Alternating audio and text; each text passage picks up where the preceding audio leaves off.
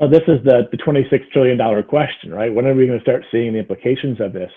And a lot of us have been harping on the problem of deficits and debt for years, but we still see declining interest rates. And so people are now saying maybe deficits don't matter, maybe debt doesn't matter. I still think it does. The question is going to be when.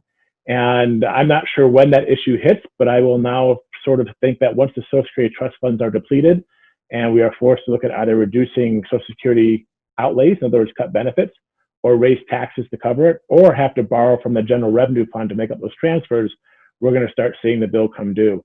And to give you an idea, the latest trustees report that came out for Social Security was issued based on numbers before the pandemic hit.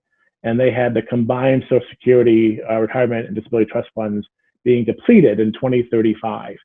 At BPC, we've done some of our own analyses that says what happens if the pandemic recession is similar to what we experienced in the Great Recession of 2008.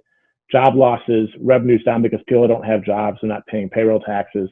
What would that look like if we take the 2008 experience and put it over the 2020 experience? If we do that, the trust fund depletion date could move from 2035 to as early as 2028, which is within this decade. Which means if you're worried about deficits and debt and how we're going to fund Social Security and Medicare, then this could happen within the next 10 years.